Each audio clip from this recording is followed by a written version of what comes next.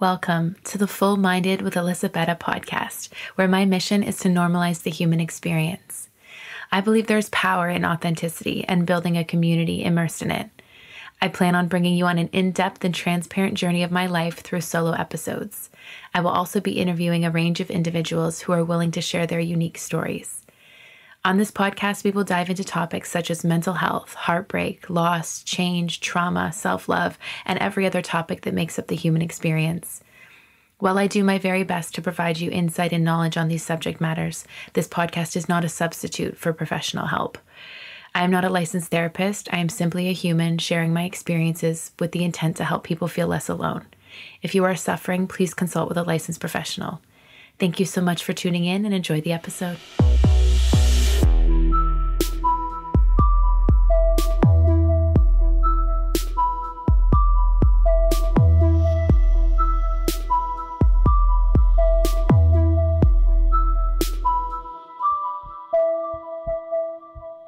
Hello guys, welcome back to another episode. I feel the need to apologize for not dropping an episode 2 weeks ago. So if you've been following along, I am currently still traveling Bali. I'm going on 3 months. However, I am coming home this week, which is exciting. It's bittersweet, right? But it's time, and I miss my life and I love my life, and it's time to come back. But during this trip, there has been many highs and lows, okay? Many. But there was a pretty intense situation that happened to me a couple weeks ago, and it really threw me for a loop. Like, I can handle a lot. I have a pretty high threshold, unfortunately, due to an immense amount of trauma I've experienced over my lifetime. However, this was pretty tough, and it triggered my PTSD. Now, anyone who's been diagnosed with post-traumatic stress disorder, you know that the triggers are no joke. So a lot of our trauma can be stored in our bodies. And when you relive certain events that trigger the PTSD, it is almost like you're reliving all of the traumatic events that, led you to have PTSD. So my nervous system was shot, and I was so dysregulated, and I was just barely hanging on. So that is why I didn't drop an episode. And I didn't even, jump online to explain that, because I didn't feel the need to. And I know that curating an audience like that I have from being my authentic self wouldn't care. Like, y'all would just be like, that makes sense. You do you, take care of you. So I guess instead of maybe saying sorry, I can say thank you for understanding, because I know y'all will. And I think sometimes we don't want to we don't want to apologize for how we're feeling or what we're going through, because there's nothing to be sorry about. Like, there's something that happened to me, and that's an experience. And, as a result, I need this time and this space to cope.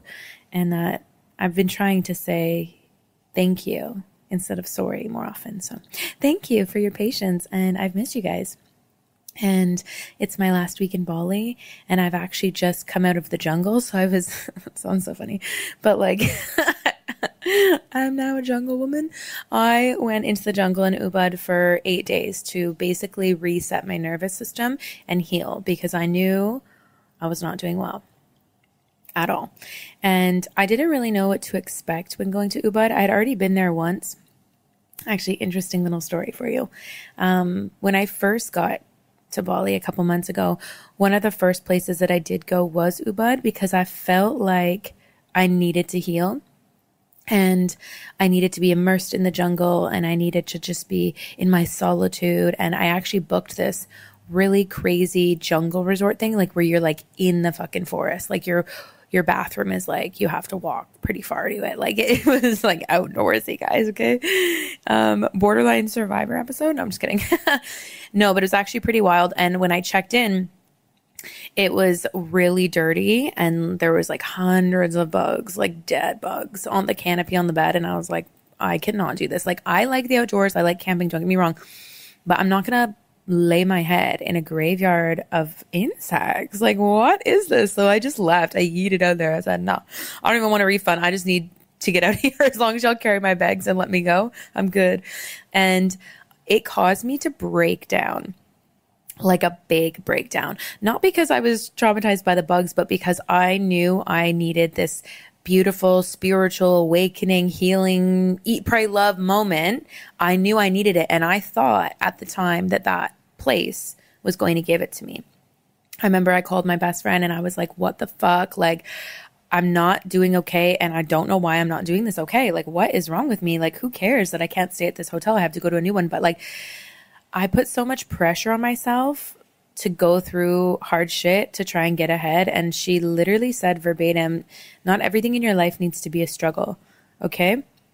And you didn't need to sleep next to 300 dead insects to like complete this next chapter of your life. Like, pull it together. It was so funny. I love my friends. Hey, they're all different in their own way. And like, based on that, I go to them for different advice. And that was like something I needed to hear. I was like, I need a wake up call. Like, what is going on? Why am I spiraling over the fact that I had to leave this hotel? Like, what a privilege to leave this hotel and go to another one. But I don't know. It did something to me. And then, oh, I love this. I went back. So it's been months, obviously, and I've gone to different places around Bali. It's raining so much right now. I wonder if the mic is picking it up because it's rather peaceful. But yeah, so I've been traveling around Bali for a couple months now, and I was like, I think it's time to go back to Ubud, especially after what just happened to me, right? There's been a lot of events. I've been really sick, but this last particular one that I will speak on one day when I'm ready, actually, because I think there needs to be more awareness and discussion about it. And I would just like to share my story with you guys because it's actually so fucked up and so weird, and just help everyone be aware. But when I'm ready and I've healed a bit more, I will definitely talk about it. But I knew that I just needed to escape into the jungle, right? And just be by myself and heal. I knew that's what I needed, but I didn't know what to expect because the last time I was in Ubud, I was mentally kind of checked out. I was frustrated. I was, kind of getting over sickness. I just wasn't feeling it. I was, there's bugs everywhere. And I was like, like it was just not in the best headspace. So I didn't know what to expect. So I booked this beautiful homestay. Okay. It's literally immersed in the middle of the jungle. Like, it's off the road, the main road. You have to like walk down this little path to get to it. And the man who owns it, he's been running it since, I think he said 1988. And it was just beautiful. Breakfast included. Anything you needed, they would get it. It was very Balinese styled. So like the rooms and everything were just, it was very deep in the culture. Like, it wasn't like a modern hotel stay, which I loved. And my balcony was massive, the size of like half my apartment in Vancouver. And it rained a ton. And I loved it. I sat on my balcony for hours listening to the rain. I really didn't know what to expect, right? I'm like, am I going to go on these tours? Am I going to meet people? Am I going to do this? No. I remained in my solitude. I watched Sex and the City. I listened to the rain. I got work done. I listened to music. I cried. I laughed. I meditated. I went for a couple massages. And that's it for 8 days. And I think sometimes we think that in order to heal or to regulate, we need these elaborate experiences to do so. But sometimes just being still in your own presence and giving yourself what you need in those moments and being your biggest supporter and nurturing your inner child is all you need. That's literally all you need. And it was such a powerful experience for me. And I feel like I am just having a love affair with myself. Like, I'm obsessed with me and I know what's best for me and I know how to take care of me. And I just feel so happy and blessed. And like, I'm vibrating on a different frequency of self-love, because self-love, I feel like, is the highest frequency of anything. Because when you love yourself and you know your worth and you are present in that, like, you become a magnet for everything around you naturally, because all this bare minimum shit is not even going to suffice. Like, I take myself on solo trips. I sit with myself in my feelings in the jungle for 8 fucking days by my, in my solitude. Like, you have to be doing a proper amount to have access to my life. You have to also be bringing, food to my table, because my table, we got a feast.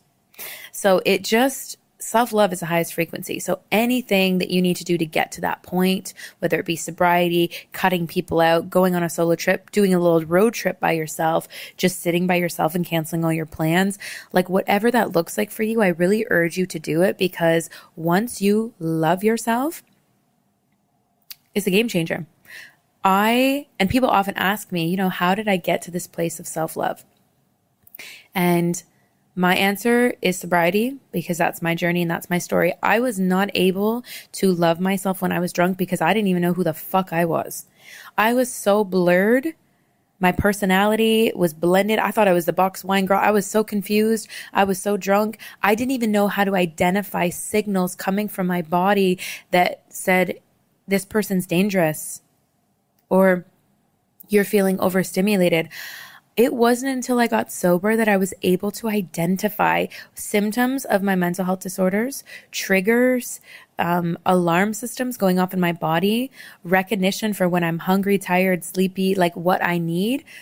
So for me, sobriety was the most important stepping stone into learning to love myself, because without it, I didn't even know who I was. So it wasn't until that point that I really started to understand my value. I remember the first time I looked in the mirror, this was like in the middle of my sobriety journey starting, okay? Like I started doing like a week sober or a couple weeks sober, and then I would do a month. And it was then that I started being like, recognizing my worth. And I remember looking in the mirror and being like, oh my God, you're actually kind of dope. Like maybe what your friends are saying is true. Maybe you are the best version of yourself sober, because you can then see it. And it was really powerful. And obviously, the more sober I got and stayed, and now I'm sober for life, for those that don't know, it's just become this snowball effect of self-love and self-discovery and just healing my inner child, nurturing it, and doing things for me that I love, like cultivating these beautiful experiences and memories and trips. I've now been on 2 really big solo trips, and that has changed me. Like, to travel is one thing, right? Like when you travel, you learn so much about new cultures and experiences. It's like travel will teach you far more than any education ever will. I will die on that hill. But to solo travel hits different, because you got nobody at the end of the day to rely on except for you. And that will put you in some of the toughest, most awakening, beautiful experiences that you could ever imagine.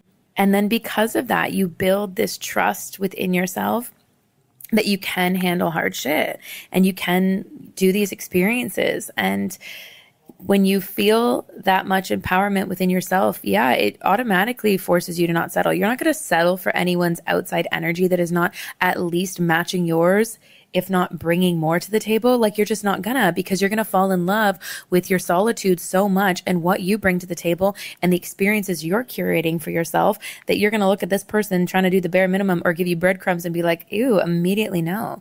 That's why I'm still single. I choose to be single. I don't fucking want to date any of these guys, any of them, because nobody that I've met can offer me more than I can offer myself. And I will not settle. I will not settle. My life, even if I were single for the rest of my life, that don't bother me. I love me, and I love, the female friendships that I've curated over my life. And I feel like that is enough for me. Like, absolutely. Like, the friendships I have in my life, I cherish them. And I also have very high standards for my friendships. So people have access to me. I'm very selective, very particular, because, again, of the self-love thing. And when I didn't love myself in past, it showed. Oh, I seen this quote the other day that was really powerful. What did it say? It was basically like, you can tell how much a woman, I mean, it can pertain to anyone, but a woman loves herself by the partner she's chosen. And I was like, damn. And I also feel like the same goes for friends. You can tell how much somebody loves themselves and can stand up for themselves and respects themselves, all the things, by their circle of friends too. Is their circle of friends empowering them, or are they a bunch of jealous snakes that are talking shit about them?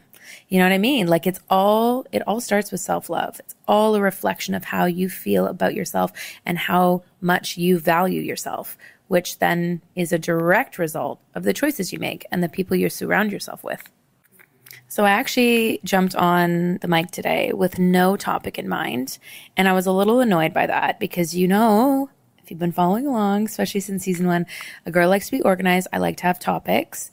usually picked out before I start. But season 2, I promised myself to show up more authentically and to not necessarily have any notes and to not necessarily have any topic. So that is me jumping on the mic today with zero topic in mind, but I woke up feeling so amazing and so full of life that I was like, I need to record it today, because when you're feeling this way and so aligned, like beautiful shit can happen. And who knows, might be the best episode yet. You never know, right? But let me explain to you why I feel this way. So I woke up this morning at 5 a.m, outrageous time to wake up for most people, right? But I went to bed early, and, ever since being in the jungle, I've been going to bed earlier and just sleeping so much, and my body just needed the rest. Sometimes when you come out of trauma, you be tired as hell because your body's just gone through survival mode. So it is normal to sleep. You're not lazy. Sleep. If you need it, sleep. Don't let anyone tell you you're sleeping too much. Sleep. Anyway. So I woke up at 5 a.m, right? And I'm tossing and turning. I'm really hoping that we can maybe go back to sleep for a bit. But my body's like, no, you're awake. I wake up. One of my videos is going crazy viral on Instagram. I'm getting all these messages, all these comments, very, very sweet and loving comments, which always feels nice. But then I open my DMs and I get some incredible messages. And what I do on this platform is just show up wholly and 100% my authentic self. Like, that's it. So to curate a community based on that, it never stops being wholesome. Never.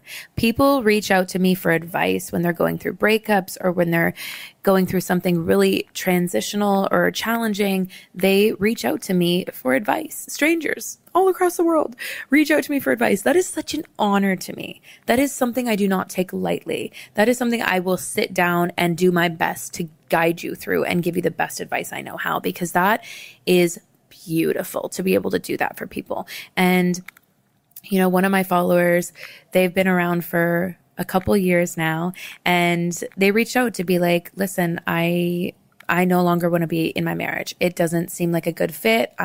This isn't working. And I trust that I can do single life and be on my own because of you.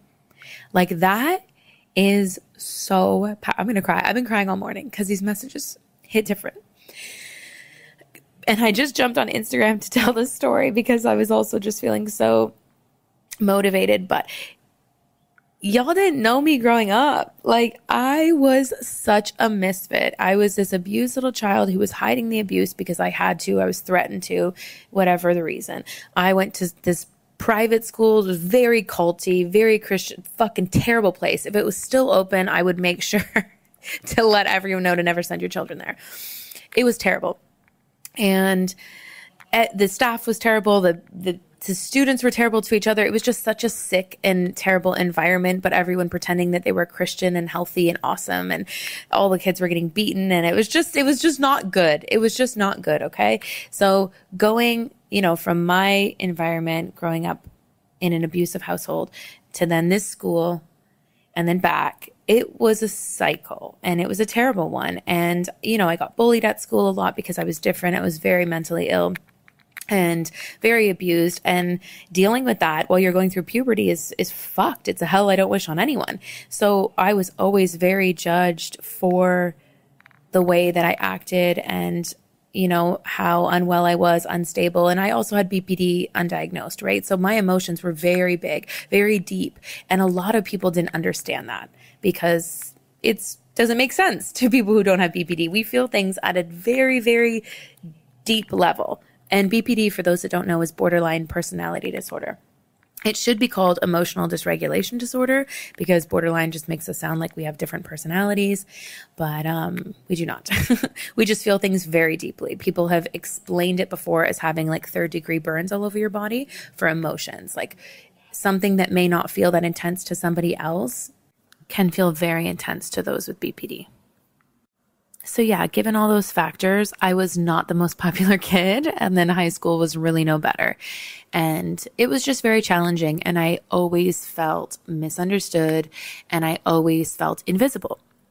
So to come all this way, and to get into therapy, to struggle with addiction and alcoholism, and then to get sober, and then to start Mindful, my company that advocates for mental health, and then to start the podcast where I normalize the human experience and I share my own experiences authentically, and just to curate this platform on Instagram where I do the same thing and I kind of break up the regular feed of just aesthetics and people's highlight reels of their life, being like, we should talk about the real shit.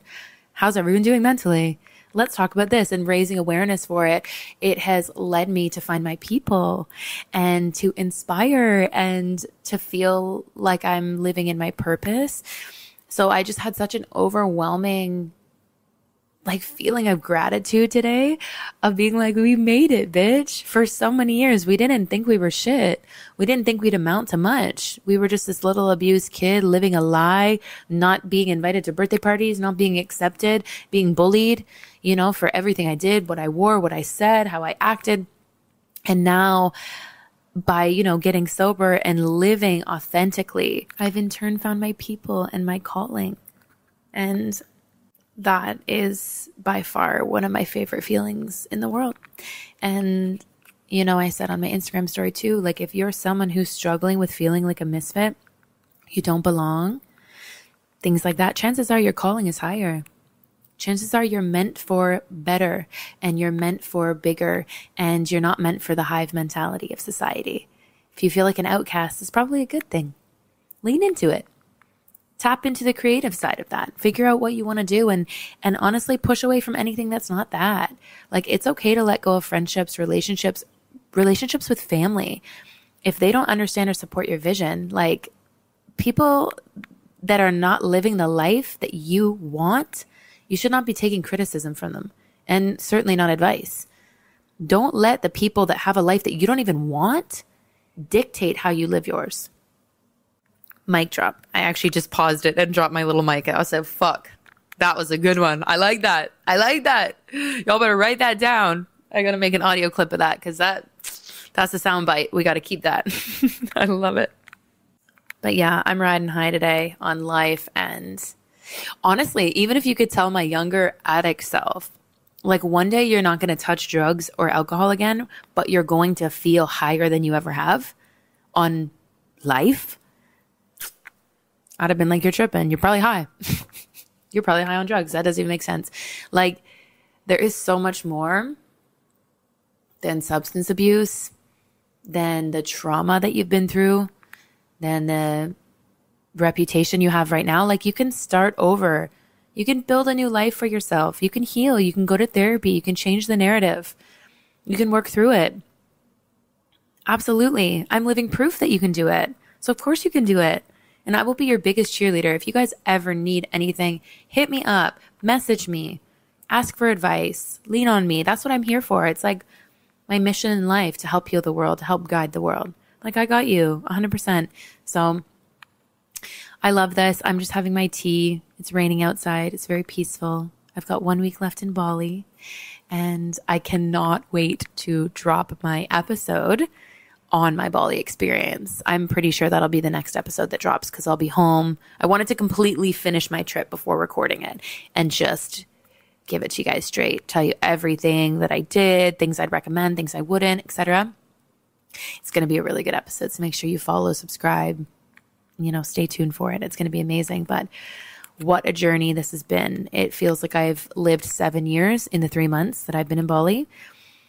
And oh my God, it's beautiful. I would recommend anyone go, but definitely tune into the next episode. And yes, life is good. I feel blessed. Wherever you are today listening to this, I wish you nothing but love and healing, and you've got this. No matter where you feel in your life, if you feel stuck, you feel like you can't continue, you can. You can. Life will get better, but it cannot get better if you give up. This is one chapter in your life, guys. One chapter. I don't even recognize myself from the past 5 years or the 10 years before that, 15 years. It's okay to evolve. You're allowed to evolve. You're allowed to change. You're allowed to want better. Who cares what people think? Fuck that.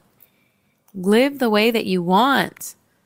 Live in a way that is aligned to you and your purpose. If people don't understand that, fucking who cares? A lot of people don't understand what I do. A lot of people don't support it. Half my family don't even speak to me because I'm telling my truth. and this is my truth and this is my life. You don't let people like that dictate what you do with your life. If I would have listened to my family, I wouldn't even be blogging. I wouldn't be sharing my story. I wouldn't be explaining to you why I have PTSD. No. Don't let anybody dictate your life. You live your life the way that you want to live your life. It's your fucking life. You don't owe anybody anything. Even your parents, they chose to have you. That's not something that they get to hold over your head. Like, I had you, I raised you, so you should do what I want you to do. Bro, I didn't ask to be here. You made the choice to bring me into this world. Don't let anybody manipulate you into living a life that you don't want to live. I don't care if it's religion, family, friendships, relationship that you're in, a marriage. If you want out of it, get out of it. You only got one shot at this. Do what you want. Do whatever the fuck you want. Whatever the fuck you want. All right, I could keep saying this forever, so I'm going to wrap this up. But I love y'all. Thank you for all your support. Thank you for your kind messages. I really do love when you be messaging me, and I know how, the episodes impact you or what I've said changes you. I love hearing that. It helps push me to, drop more episodes and share more content, be more vulnerable. It keeps me going. So I appreciate that, and sending y'all so much love, and cannot wait to drop the next episode. It's going to be so good. Okay. Until next time, guys, take care of yourselves.